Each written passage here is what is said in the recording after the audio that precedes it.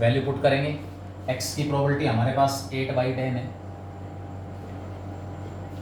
y complement 25/100, x complement है 20/100 और y की प्रोबेबिलिटी हमारे पास है 75/100। सिंप्लीफाई कर लेना आपको, रिक्वायर्ड प्रोबेबिलिटी होती है।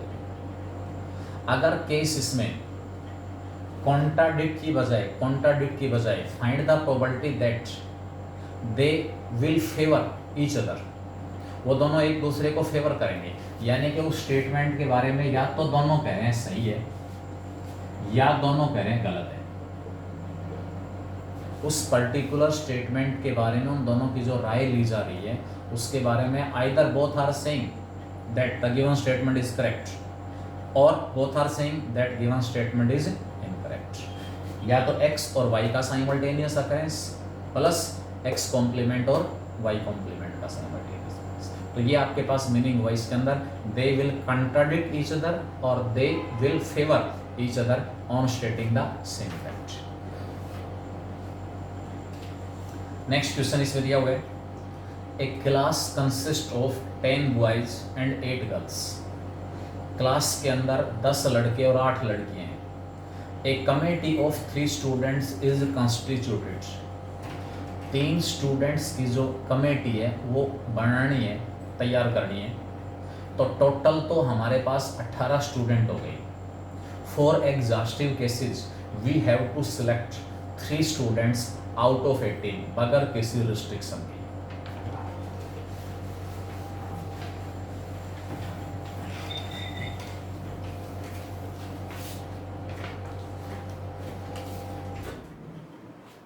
When a committee of 3 students is selected from 10 boys and 8 girls, exhaustive cases,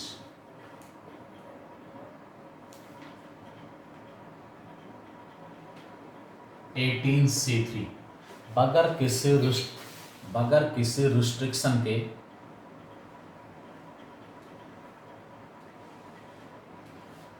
वो बेटा क्वेश्चन आएगा अभी ऐड। मैं थोड़ी देर पहले यही तो बता रहा था कि 4 कार्ड सिलेक्ट करने हैं। जब तक 4 कार्ड सिलेक्ट नहीं हुए तब तक बीच में प्रोडक्ट लेना है, और जैसे ही 4 कार्ड सिलेक्ट कर लिए, अलग अलग ऑप्शन है, बीच में प्लस आएगा और क्वेश्चंस में आएगा, और क्वेश्चंस में वो सिचुएशन आएगी, वहां पर बताएंगे। जैसे ये केस दिया हुआ है, टोटल 18 स्टूडेंट हैं, 10 लड़के और 3 लड़की। ए committee of 3 students is constituted. हमें प्रोबेबिलिटी निकालनी है that the committee has eight most 1 girl. Probability that committee has at most 1 girl. Probability निकालनी है, find the probability that committee has at most 1 girl. अब देखो यहां पर भी वो बात क्लियर हो जाएगी, प्लस और प्रोडक्ट वाली। कमेटी बनानी हमें, टोटल कितने तरीके से हम ये कमेटी बना सकते हैं, जिसमें एट मोस्ट का मतलब है ज़्यादा से ज़्यादा एक लड़की शामिल हो, बॉयज और गर्ल्स। ठीक है, नंबर ऑफ बॉयज, गर्ल्स की संख्या रिस्ट्रिक्टेड है, गर्ल मैक्सिमम 1 हो। अगर मैं लड़की 1 ले रहा हूँ तो कमेटी में 3 मेंबर पूरे करने के लिए मुझे 2 लड़के लेने पड़ेंगे साथ, तब जाके 3 मेंबर पूरे होंगे। सेकंड पॉसिबिलिटी, लड़की 1 भी नहीं ली, तीनों के 3 लड़के ले ली। मान लो यहाँ एटमोस्ट की बजाय एटलिस्ट आ जाता, एटलिस्ट 1 गर्ल। सिचुएशन डिफरेंट हो, अलग अलग प्रकार की कमेटियां बनती, सारी की सारी फेवर में गर्ल्स एंड बॉयज। लड़कियों की संख्या एटलिस्ट कम से कम एक, एक लड़की जरूर शामिल करनी है, मिनिमम एक लड़की। 3 मेंबर पूरे करने के लिए 2 लड़के लेने पड़ेंगे। लड़की 2 ले ली, 3 मेंबर पूरे करने के लिए 1 लड़का लेना पड़ेगा। और तीनों के 3 लड़की ले ली तो लड़का 1 भी नहीं लेना। ये कमेटियां भी फेवर में है, ये कमेटियां भी फेवर में है, और ये कमेटियां भी फेवर में। तो इस टाइप की कितनी कमेटी बनेंगी जिसमें 1 लड़की और 2 लड़के हैं? तो 1 लड़की और 2 लड़के को सिलेक्ट करोगे, वहां तो आएगा प्रोडक्ट, प्लस 2 लड़की और 1 लड़का सिलेक्ट करोगे, वहां दोनों के बीच में प्लस आ गया। उसके बाद 2 का सिलेक्शन लड़कियों का, 1 लड़के का सिलेक्शन, जितने तरीके से सिलेक्ट कर सकते हो उनका प्रोडक्ट, और लास्ट में तीसरी चॉइस। फर्स्ट टाइप की कमेटियां कितनी बनेंगी? कमेटी के मेंबर्स का डिस्ट्रीब्यूशन ये भी हो सकता है, ये भी हो सकता है। प्रोबेबिलिटी दैट, अब लड़के टोटल कितने हैं? 10 में से मुझे 2 लड़के सिलेक्ट करने हैं और 8 में से 1 लड़की सिलेक्ट करनी है। Probability, required probability that the committee have at most 1 girl, it is equal to 10C2। 10 में से 2 लड़के सिलेक्ट कर लिए, लड़के 10 हैं, 2 लड़के सिलेक्ट किए, 1 इनके साथ लड़की, 8C1, लड़की 8 में से सिलेक्ट होगी, 3 हो गए, ठीक है, प्लस साइन। दूसरा केस हमारे पास क्या है कि लड़के मुझे कितने लेना है? 3, 10C3, लड़की 1 भी नहीं, तो लिखना चाहो लिख दो 8C0, वैल्यू उसकी 1 होगी। ये फेवरेबल केस हो गए दोनों, फेवरेबल केस। और इसके अपॉन में क्या आएगा? Exhaustive case 18C3। इस केस में प्रोबेबिलिटी निकाल रहे हो, इस केस में 1 लड़की 8 में से 8C1 और 2 लड़के 10C2 plus. Varsha, I think आपको इस बात का आंसर मिल रहा है अब इसमें कि कहां पर प्रोडक्ट और कहां पर प्लस। फर्स्ट टाइप की जो कमेटियां बन गई जिसमें 1 लड़की और 2 लड़के हैं, लड़की का सिलेक्शन 8 में से होगा, 8C1, लड़के 2 ले लिए, 3 मेंबर सिलेक्ट हो गए, प्लस आ गया। 3 मेंबर सिलेक्ट होने तक बीच में प्रोडक्ट था, प्लस साइन। अब की बार लड़कियां 2 हैं, 8C2, लड़का 1 है, 10C1, प्लस तीनों लड़कियां हैं, 8C3, 10C0 की वैल्यू 1 आएगी, और इसके अपॉन में क्या हो जाता? 18C। मतलब एग्जैक्टली ये कहता, एग्जैक्टली, एटलीस्ट और एटमोस्ट की वजह से प्रॉब्लम आई है। Find the probability that committee will have 1 boy and 2 girl. केवल एक ही केस होता है मेरे पास, और ऑप्शन ही नहीं है कि 3 में से 1 लड़का और 2 लड़की होनी चाहिए। केवल एक केस, लड़का केवल 1, 10 में से 10C1, लड़की 2, 8C2, बात खत्म। और कोई चॉइस ही नहीं है, और कोई वैरायटी नहीं है कमेटियों में। नंबर ऑफ मेंबर्स यहाँ वेरी कर रहे हैं इस एटलीस्ट और एटमोस्ट की वजह से। जो कमेटी मेंबर्स हैं उनकी संख्या, बॉयज और गर्ल्स की संख्या अलग अलग होगी। फर्स्ट टाइप की कमेटियां कितने तरीके से बन सकती हैं, सेकंड टाइप की कमेटियां कितने तरीके से बन सकती हैं, फिर दोनों को ऐड करेंगे, वो फेवरेबल केस हो गई। यहाँ 3 पॉसिबिलिटी है हमारे पास, क्लियर है। उसके बाद नेक्स्ट क्वेश्चन हमारे पास है, 3 rifleman take 1 shoot each. 3 rifleman हैं, यानी कि शूटर हैं, निशानेबाज हैं, टेक 1 शूट ईच। प्रत्येक एक जो राइफलमैन है वो एक फायर कर रहा है at the same target, target उनका सेम है। Probability of the first rifleman hitting the target is 0.4। एक एनिमी एयरक्राफ्ट का क्वेश्चन है कुछ इसी टाइप का, एक ये क्वेश्चन है। प्रोबेबिलिटी हमारे पास है of the first rifleman hitting the target is 0.4। पहला जो राइफलमैन है वो टारगेट को हिट करेगा, एक बार फायर करेगा और उसका फायर टारगेट के ऊपर जाके लगेगा, इसकी प्रोबेबिलिटी 0.4 है। तो पहले राइफलमैन से टारगेट हिट नहीं होगा, इसकी प्रोबेबिलिटी 0.6 हो जाएगी। टारगेट या तो हिट होगा या नहीं होगा, दो ही पॉसिबिलिटी है। होगा इसकी प्रोबेबिलिटी 0.4 है, तो नहीं होगा उसकी प्रोबेबिलिटी 0.6 होगी। सेकंड के केस में the probability of the second rifleman hitting the target is 0.5। Second rifleman target hit करेगा, उसकी प्रोबेबिलिटी 0.5 है। और थर्ड हिट करेगा, उसकी प्रोबेबिलिटी 0.8 है। हमें प्रोबेबिलिटी निकालनी है exactly 2 of them hit the target, exactly 2।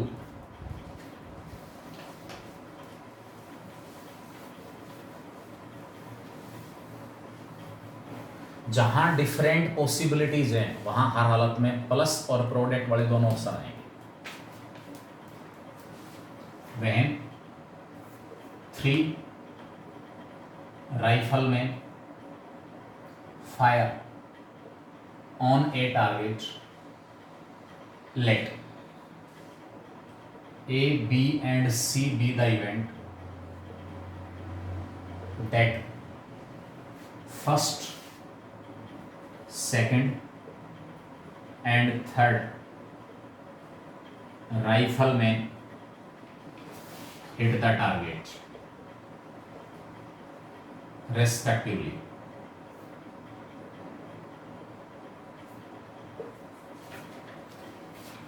बेटा पहले राइफलमैन ने फायर किया, अगर टारगेट हिट हो गया तो इवेंट अकर हुआ ए, अगर नहीं हुआ लूज कर गया, वो मिस कर गया फायर, तो इवेंट अकर होगा ए कॉम्प्लीमेंट। दूसरे ने फायर किया, अगर टारगेट हिट हो गया तो इवेंट अकर होगा बी, और अगर मिस हो गया तो बी कॉम्प्लीमेंट एंड सो। इसी प्रकार थर्ड। तो ए, बी और सी की प्रोबेबिलिटी आपको गिवन है। Probability of A, probability of A 0.4, probability of B 0.5 and probability of C 0.8. Probability of A complement 0.6, B complement 0.5, C complement 0.2। अब ये कह रहा है कि जब वो तीनों फायर कर रहे हैं एक ही टारगेट के ऊपर, exactly 2 of them hit the target, probability that exactly 2 of them hit the target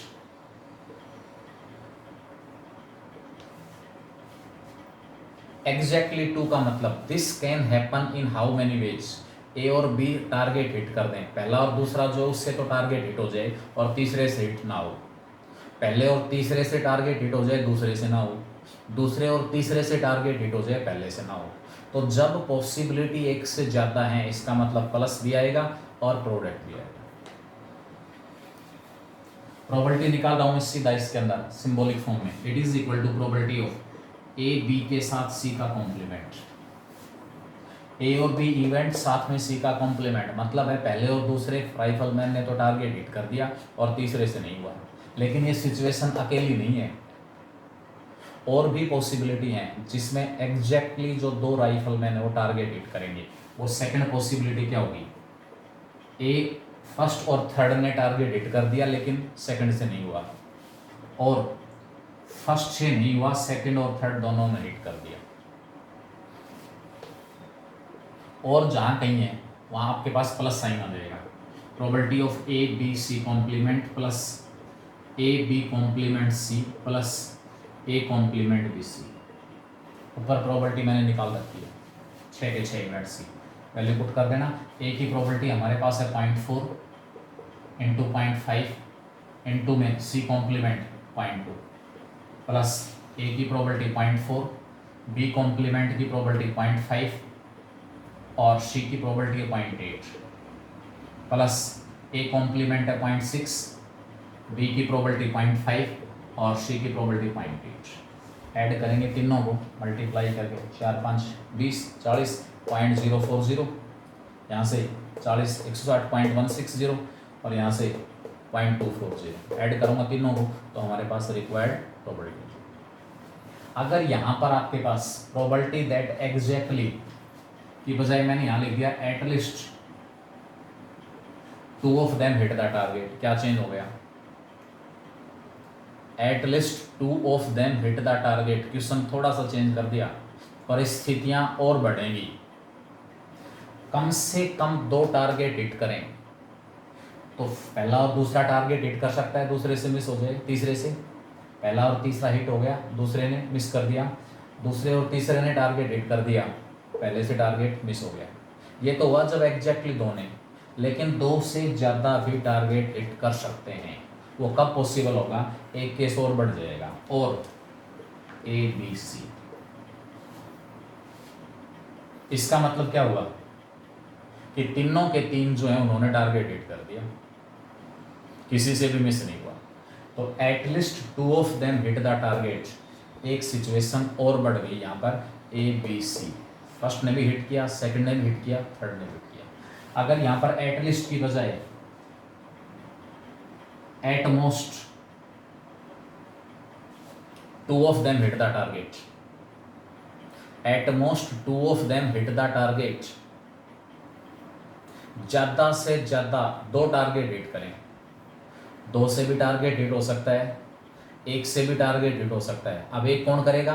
पहले ने कर दिया, दूसरे और तीसरे से मिस हो गया, दूसरे ने टारगेट हिट किया, पहले और तीसरे से नहीं हुआ, तीसरे ने टारगेट हिट किया, पहले और दूसरे से नहीं हुआ, और 1 से भी टारगेट हिट नहीं हुआ। एटमोस्ट का मतलब है कि मैक्सिमम 2 जो है उनसे टारगेट हिट होगा। यहाँ 7 केस बढ़ेंगे अगर यह एटमोस्ट वर्ड आ गया तो। At most 2 of them hit the target में यहाँ ऐसे 7 केस बढ़ेंगे, जो यहाँ आपको 4 दिखाई दे रहे हैं। तो उस केस में मैं प्रोबेबिलिटी निकालूंगा 1 minus probability of ABC। 7 case की बजाय 7 केस की बजाय मैंने क्या किया? 7 केस में लेंथ, इसमें जो क्वेश्चन हो लेंथ उसकी बहुत ज़्यादा बढ़ जाएगी, सभी की प्रोबेबिलिटी निकालनी है। मैंने क्या कर दिया? उसका कॉम्प्लीमेंट सोचा। क्या हो सकता है कि भाई ज़्यादा से ज़्यादा 2 टारगेट हिट करें। 2 भी हिट कर सकते हैं, 1 भी कर सकता है, और 1 भी ना करें, वो सारे शामिल करने हैं, और वो सिचुएशन टोटल 7 हो गई। तो इस सारे का कॉम्प्लीमेंट क्या बचा? एक केस बच गया कि जहाँ तीनों टारगेट हिट करेंगे, उसकी प्रोबेबिलिटी निकाल के उसको 1 में से क्या कर दूंगा? माइनस। तो at most 2 of them hit the target, उसकी प्रोबेबिलिटी आ जाएगी। एट मोस्ट की बजाय यहाँ वर्ड चेंज कर दो, एटलीस्ट। 2 की जगह 1 ले लिया, at least 1 of them hit the target, मतलब टारगेट हिट 1 कर सकता है। अब 1 का मतलब ये नहीं है, ये मत निकालना कि 1 टारगेट हिट कर रहा है तो A और B और C निकाल दो, कि probability of A plus probability of B plus probability of C।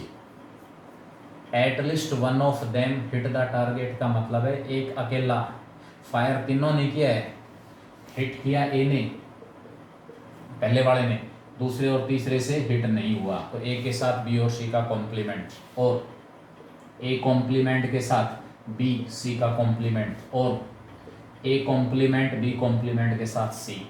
तीनों सिचुएशंस में एक जो राइफलमैन है वो टारगेट हिट कर रहा है और 2 मिस कर रहे हैं, और एटलीस्ट 1 हिट द टारगेट, 2 भी टारगेट हिट कर सकते हैं, कम से कम 1 हिट जरूर कर रहा है। A B के साथ C कॉम्प्लीमेंट, A के साथ B कॉम्प्लीमेंट C, और A कॉम्प्लीमेंट के साथ B C, और लास्ट में तीनों ने टारगेट हिट कर दिया। अब ये टोटल 7 पॉसिबिलिटी हो गई, एक पॉसिबिलिटी बाहर है कि तीनों में से किसी ने भी टारगेट हिट नहीं किया, उसकी प्रोबेबिलिटी निकाल के उसको 1 में से क्या कर दो? माइनस कर दो, आपके पास रिक्वायर्ड प्रोबेबिलिटी आ जाएगी। तो मतलब ये नहीं कि जो क्वेश्चन दिया हुआ था केवल हम उसी परिस्थिति के ऊपर विचार करें, उससे आगे पीछे भी सोच के देखें, क्योंकि कॉन्सेप्ट आपको पता लग गया। एटलीस्ट 1 की वजह से क्या फ़र्क हो रहा है, एटमोस्ट की वजह से क्या आ रहा है, एटमोस्ट 2 है तो क्या होगा, क्या कुछ है, वो सारा समझ। इसके बाद एक ऐसा ही क्वेश्चन है, एन एंटी एयरक्राफ्ट गन, ऐसा ही क्वेश्चन है इसलिए इसके साथ ले रहा हूं। Anti aircraft gun can fire 4 shoots at a time. Anti aircraft जो गन है वो एक साथ 4 फायर कर सकती है। Probabilities that first, second, third और जो 4th शूट है हिटिंग द एनिमी एयरक्राफ्ट, दुश्मन का जो एयरक्राफ्ट है उसको पहला जो शूट है, पहला जो फायर है वो हिट करेगा। इसकी प्रोबेबिलिटी दी हुई है 0.6। दूसरा हिट करेगा 0.6, तीसरा हिट करेगा 0.5 और चौथा जो फायर है वो एनिमी एयरक्राफ्ट को गिरा देगा, हिट करेगा। इसकी प्रोबेबिलिटी है 0.4। हमें प्रोबेबिलिटी निकालनी है that 4 shoots aimed at an enemy aircraft will bring the aircraft down. भाई फायर तो 4 ही हुए हैं, तो हमें प्रोबेबिलिटी निकालनी है कि वो जो 4 फायर किए गए हैं वो उस एनिमी एयरक्राफ्ट को गिरा देंगे, नष्ट कर देंगे। अब आप सोच के देखेंगे इसके अंदर की भी क्या सिचुएशन हमारे पास बनेगी। बेटा क्लास फिलहाल 4:20 तक चलेगी पहले तो, ठीक है, 4:20 तक चलेगी, क्योंकि उसके अंदर फिर आप लोगों का रुझान थोड़ा सा कम हो जाता है। वहाँ प्रॉब्लम है, मैं कुछ भी आप लोगों के ऊपर थोपना नहीं चाहता। फिर दूसरा एक पॉइंट और बता दूँ, जैसे कल वीडियो अपलोड हो गया था लेकिन आप उन चीज़ों को समझ नहीं रहे हो। आप लोगों में अभी से बचपना है, मैच्योरिटी नहीं आई है। प्रॉब्लम है आप इन चीज़ों को अदरवाइज लेके चलते हो कि भी हम पढ़ाई करेंगे तो हमारे कहाँ काम आएगा, अब की बार पता नहीं क्या हो जाए। बेटा जो होना है उसको होने दो, आपका अपना कर्म है कि मैं मेहनत करूँ। मेरे हाथ में मेहनत है, मुझे अपना कर्म करना है, परिणाम उसका क्या मिलेगा उस परिणाम की परवाह मत करो। क्या होगा क्या नहीं होगा वो सारी चीज़ें सेकेंडरी हैं। मैं तो अपने आप को तो हर परिस्थिति से निपटने के लिए तैयार हूँ हमेशा। आधी रात को बोल दे मेरे को एग्ज़ाम है तेरा, NTSC का है, सब्जेक्टिव है, कोई भी है, मैं तैयार हूँ। चलो जब टाइम डिसाइड हो गया कि हाँ उस दिन ये सारी चीज़ें होनी है, फिर तुम अपने आप को तैयार करने लगोगे। फिर वहाँ प्रेशर इतना ज़्यादा आ जाएगा कि मैं वो करूँ वो भी नहीं आता मेरे को, वो भी नहीं आता, वहाँ भी प्रॉब्लम है। उसमें फिर इस उधेड़-बुन में कुछ नहीं कर पाओगे, उस समय और निकल जाएगा। मतलब मैं बार बार आपको बता रहा हूँ 3 साल का क्रूशियल टाइम है आप लोगों के पास, बहुत टिपिकल टाइम है 3 साल का। इस 3 साल में जितनी मेहनत कर सकते हैं उतनी मेहनत कर जाएं। आगे का जो रास्ता होगा उसमें चुनाव आपका होगा कि मैं अपना रास्ता चुनूंगा इससे आगे कि मुझे किस डायरेक्शन में बढ़ना है, क्योंकि हर जगह एलिजिबल हूँ मैं एडमिशन के लिए। और अगर इन 3 सालों में मेहनत नहीं की तो चुनाव आपका नहीं होगा। फिर चुनाव आपको तो बची हुई जगह जाना पड़ेगा कि यहाँ तो बाकी जगह तो मैं लाइन में नहीं हूँ, मेरे लिए तो ऑप्शन ही एक बचा है, यहाँ एडमिशन लेना है बस, और कहीं तो मैं एडमिशन ही नहीं ले पा रहा, और कहीं तो मेरा सिलेक्शन ही नहीं हुआ, क्या करूँ। उस समय भाई यहीं एडमिशन ले सकता हूँ और तो कहीं एडमिशन ही नहीं है। अब आपको दोनों परिस्थितियों में से, दोनों ऑप्शंस में से कौन से ऑप्शन का चुनाव करना है, आई थिंक आप समझदार हैं। तो मतलब इन चीज़ों से बचने की कोशिश मत किया करो कि भाई ये चीज़ें मुझे नहीं है, मेरे डाउट नहीं है, क्लास बता दी, मेरे को क्लास के लिए फ़ोन करना पड़े पेरेंट्स के पास कि सर बच्चा क्लास ज्वाइन नहीं कर रहा। बेटा लॉस पेरेंट्स क्या करें बेचारे, ठीक है भाई वो तो रिसोर्सेज उपलब्ध करा सकते हैं, टीचर ने पढ़ा दिया, अब टीचर पढ़ा रहा है वो काम तो आपके आएगा, मेरे काम थोड़ी आएगा, एग्ज़ाम मुझे थोड़ी देने हैं। मैं तो अपना कर्म कर रहा हूँ ईमानदारी से, मैं अपना काम कर रहा हूँ ईमानदारी से। लेकिन आप अगर आप ईमानदारी से काम नहीं कर रहे तो प्रॉब्लम आएगी, और वो प्रॉब्लम फेस किसको करने पड़ेगी, आपको करनी पड़ेगी, क्योंकि आपका कहीं ना कहीं एडमिशन उसमें प्रॉब्लम आएगी। टीचर ने ईमानदारी से काम किया, उसका रोल खत्म है, आपके डाउट्स आए वो डाउट सोल्व कर दिए, और क्या कर सकता है। पेरेंट्स ने अच्छी जगह एडमिशन करा रखे है, बाकी सारा काम मेरा बस है, स्टूडेंट का बच रहा है। मैं दिन रात एक कर दूं अपना टारगेट अचीव करने के लिए। और कभी भी शॉर्टकट्स की तरफ ध्यान नहीं दें, कभी भी शॉर्टकट्स की तरफ ध्यान नहीं दें, कभी भी जीवन में कभी कामयाबी नहीं मिलेगी। जो मेहनत करके जो चीज़ हासिल होगी ना, उसमें जो आनंद मिलेगा वो अलग ही होगा। इसलिए अपना जो पढ़ाई है उसके ऊपर फोकस्ड रहें, इधर उधर डेविएट ना हो। 2-3 साल देखो स्कूल का टॉप सेक्शन है, बहुत ज़्यादा अपेक्षाएं स्कूल को भी हैं, पेरेंट्स को भी हैं और हमें भी हैं। दुख होगा, डेफिनेटली होगा, इसलिए मेहनत करें, हमारे वश में मेहनत है, मेहनत करें बस, और मेहनत करोगे तो परिणाम फेवर में 100% आएगा, 100% पॉजिटिव होगा, वो नेगेटिव आ ही नहीं सकता। उसके बारे में ना सोचें कि वहाँ मेरा नहीं हुआ तो क्या होगा, नहीं, वो बात की चीज़ें हैं। लेकिन जब रिजल्ट आए, मैं बार बार एक ही चीज़ बताता रहा हूँ बच्चों को कि जब रिजल्ट आए तो मन में ये अफसोस ना रहे, पश्चाताप ना रहे कि मैंने इतनी मेहनत की तो मेरे इतने मार्क्स आए हैं, अगर मैं पूरे जुनून पूरे ताकत के साथ मेहनत करता तो ये मेरा रिजल्ट यहाँ से कहीं और ही जाता। बस वो एक वर्ड लग जाएगा आपके जीवन में, काश मैं ऐसा कर लेता, लेकिन हकीकत में कुछ नहीं कर पाओगे। तो मैं चाहूँगा कि ऐसी नौबत, ऐसी परिस्थितियाँ आप में से किसी के साथ ना आए। जो आप चाहते हैं वो चीज़ आपको मिले, लेकिन उसके लिए मेहनत करनी पड़ेगी। केवल सपने देखने से पार नहीं पड़ेगी, उनको हकीकत में बदलने के लिए जी तोड़ मेहनत करनी पड़ेगी। और कोई शॉर्टकट नहीं है सफलता का सिवाय हार्ड वर्क। मैं इस क्वेश्चन की बात कर रहा था अभी।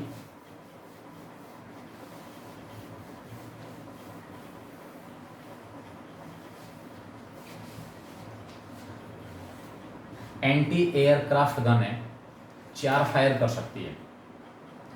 पहले फायर में एनिमी एयरक्राफ्ट नष्ट हो जाएगा, इसकी प्रोबेबिलिटी हमारे पास है 0.7। दूसरे फायर में एनिमी एयरक्राफ्ट नष्ट होगा, डिस्ट्रॉय होगा, यानी कि फायर उसको जाके हिट करेगा, इसकी प्रोबेबिलिटी है 0.6।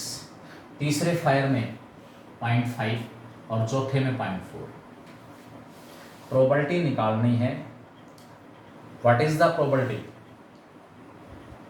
दैट 4 शूट्स, फायर 4 ही किए गए हैं, फायर 4 ही हुए हैं, aimed at an enemy aircraft, enemy aircraft को टारगेट करके 4 फायर किए गए हैं, will bring the aircraft down, वो एयरक्राफ्ट को गिरा देंगे, नष्ट कर देंगे। इसकी क्या प्रोबेबिलिटी है? तो मैंने यहाँ पर 4 केस हैं तो 4 इवेंट ले लिए, A B C and D be the events that first, second, third and fourth shoot hit the enemy aircraft. भाई अगर टारगेट के ऊपर चला गया, हिट कर गया उस एयरक्राफ्ट को, एनिमी एयरक्राफ्ट को, तो नष्ट हो ही जाएगा फिर वो।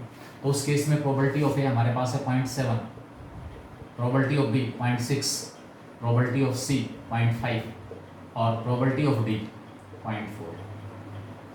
फायर 4 किए हैं, एक साथ हो रहे हैं 4 फायर। तो हमें प्रोबेबिलिटी निकालनी है कि वो जो एनिमी एयरक्राफ्ट है फेल डाउन, गिर जाएगा। कब? अगर चारों में से कोई भी एक फायर टारगेट के ऊपर चला गया तो भी गिरेगा, चारों में से कोई 2 टारगेट के ऊपर चले गए तो भी जो एयरक्राफ्ट है enemy aircraft it will fall down. 3 अगर टारगेट पे चले जाते हैं तो भी गिरेगा, और चारों अगर टारगेट के ऊपर चले गए तो नष्ट होना निश्चित हो। सभी केसेस में रिक्वायर्ड प्रोबेबिलिटी हमारे पास होगी, एक में से हमने माइनस कर दिया कि चारों जो फायर थे ना वो चारों के 4 फायर मिस हो गए, कोई भी फायर एनिमी एयरक्राफ्ट से हिट नहीं हुआ। ये किसकी प्रोबेबिलिटी है कि चारों के 4 जो फायर हैं वो मिस हो गए, कोई भी फायर एनिमी एयरक्राफ्ट से नहीं टकराया, उसकी वजह से वो गिरा नहीं। बाकी सभी परिस्थितियों में तो गिर जाएगा। एक अगर फायर टारगेट पे जा रहा है तो भी गिरेगा, 2 3 4 2 गए। अब इसके अंदर अलग अलग केस बढ़ेंगे, 15 केस बढ़ेंगे। आपको भी सर आपको कैसे पता चला कि 15 बढ़ेंगे? पहला फायर उससे रिलेटेड 2 इवेंट है, या तो ए या ए कॉम्प्लीमेंट, दूसरे से रिलेटेड बी या बी कॉम्प्लीमेंट, तीसरे से रिलेटेड सी या सी कॉम्प्लीमेंट, चौथे से रिलेटेड डी या डी कॉम्प्लीमेंट। पहले फायर के साथ रिलेटेड इवेंट 2, दूसरे के साथ 2, तीसरे के साथ 2, चौथे के साथ 2, तो टोटल पॉसिबिलिटी होंगी 2 की पावर 4 16। 15 केस ऐसे हैं जिसमें एनिमी जो एयरक्राफ्ट है वो गिरेगी, क्योंकि कम से कम एक जो फायर है वो टारगेट पे जाएगा, उससे टकराएगा। ये एक ऐसा केस है जिसमें कोई भी फायर एनिमी एयरक्राफ्ट से नहीं टकराया और इसकी वजह से वो गिर नहीं पाई। तो इस अकेले की प्रोबेबिलिटी निकाल के उसको मैंने क्या कर दिया, एक में से माइनस कर दिया। वो 15 केस क्या क्या होंगे? ए बी और सी के साथ D complement, A B D के साथ C complement, A C D के साथ B complement, B C D के साथ ए कॉम्प्लीमेंट। 3 हिट हुए और 1 मिस हो गया। उसके बाद 2 हिट हुए 2 मिस, ठीक है। उसके बाद 1 हिट हुआ 3 मिस, चारों हिट हुए। तो अलग अलग केस बनाओगे तो इस प्रकार ये हमारे पास टोटल इसके अंदर टोटल जो केस बनेंगे इसके अंदर वो हमारे पास 15 आएंगे। बेटा इसके अंदर देखो 4 फायर हो रहे हैं, मकसद है एनिमी एयरक्राफ्ट को गिराना। एनिमी एयरक्राफ्ट को गिराना, वो गिरेगा कब? एक फायर जो है उसका टारगेट पे जाना सफिशिएंट है। एक जो फायर है एंटी एयरक्राफ्ट गन का, एक फायर जो कि एक साथ उसने 4 फायर किए हैं, एक फायर अगर टारगेट पे चला गया यानी कि उससे टकरा गया तो नष्ट हो जाएगी। तो अब चारों फायर हो रहे हैं, चाहे एक टकराए उससे, 2 टकराए, 3 या चारों टकराए, सभी केसेस में वो गिरेगी। एक केस ऐसा है जिसमें वो एंटी एयरक्राफ्ट गन बच के निकल जाएगी, यानी कि वो गिरेगी नहीं, नष्ट नहीं होगी। वो केस कौन सा है कि चारों के 4 जो फायर हैं वो मिस हो गए। A complement A B C और डी इवेंट के हैं, first, second, third and fourth fire shot aimed और hit the anti aircraft gun. Event A पहला जो फायर है hit anti aircraft gun, event B दूसरा जो फायर है hit anti aircraft gun, C और डी थर्ड और फोर्थ जो फायर है hit anti aircraft gun. A complement पहला जो फायर था वो हिट नहीं हुआ टारगेट पे, B complement, C complement, D complement, second, third और फोर्थ जो फायर हैं वो एंटी एयरक्राफ्ट गन से नहीं टकराए। यानी कि जब इन चारों इवेंट्स का साइमल्टेनियस अकरेंस होगा तो वहाँ कोई भी बुलेट, कोई भी फायर उस एयरक्राफ्ट गन से एंटी एयरक्राफ्ट जो एनिमी जो एयरक्राफ्ट है उससे नहीं टकराएगा। नहीं टकराने का मतलब वो सेफ रह जाएगी, गिरेगी नहीं। पर हमें प्रोबेबिलिटी किसकी निकालनी, उसको गिराने की। मतलब गिराने का मतलब है जो वो नहीं गिरी उसकी प्रोबेबिलिटी निकाल के लास्ट में मैंने क्या कर दिया, एक में से माइनस कर दिया। एक इसमें क्वेश्चन और दिए हुए हैं,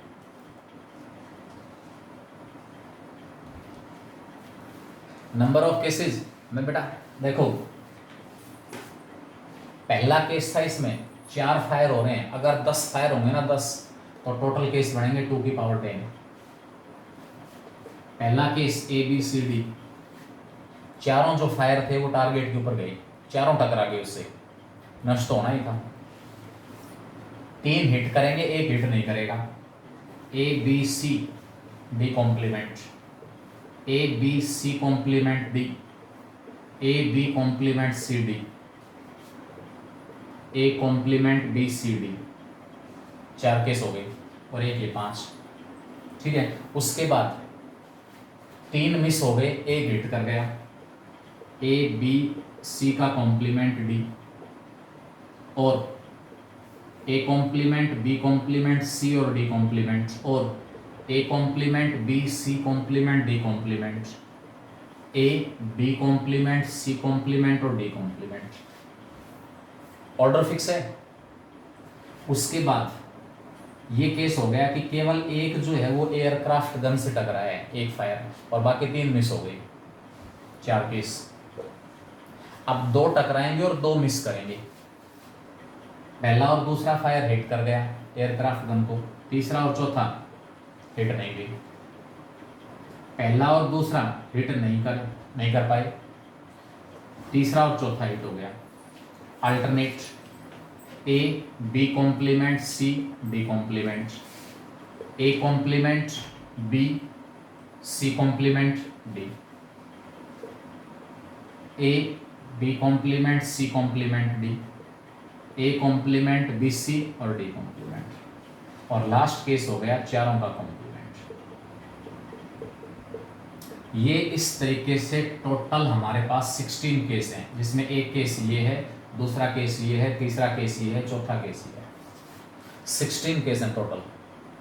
आप कहोगे सर आपने कैसे डिसाइड किया कि जो 4 फायर हुए हैं उसमें से एग्जैक्टली 2, इन दोनों में तो बात समझ में आती है यहाँ कि भी 4 में से 3 तो हिट कर गए और 1 नहीं किया, तो जो नहीं कर रहा उसको बारी बारी से चेंज कर दिया। 3 ने हिट नहीं किया, 1 ने किया, वो भी बारी बारी से चेंज कर दिया। जब 2 ने हिट किया और 2 ने हिट नहीं किया तो वो केस कितने बनेंगे, वो केस बनेंगे 4C2।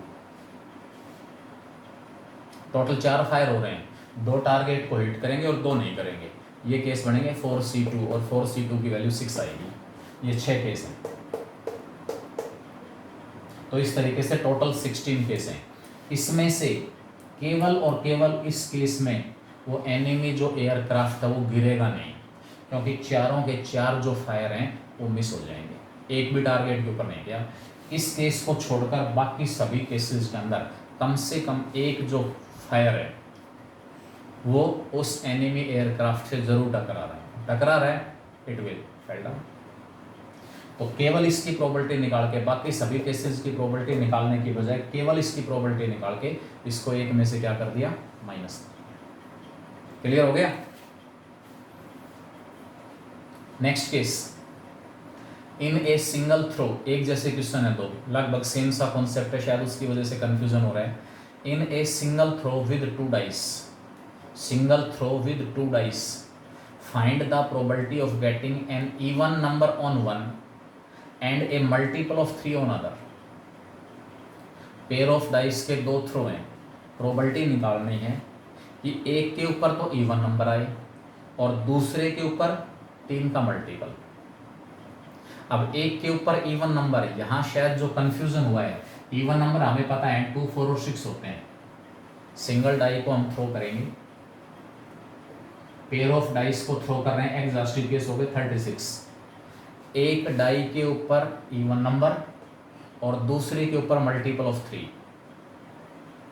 लेकिन ये नहीं कह रखा कि इवन नंबर फर्स्ट के ऊपर आए या सेकंड के ऊपर आए। तो मैंने पहले ले लिया कि फर्स्ट डाई के ऊपर इवन नंबर है, सेकंड डाई के ऊपर 3 का मल्टीपल है, 4 2 4 6 4 3 और 4 6 6 3 और 6 6।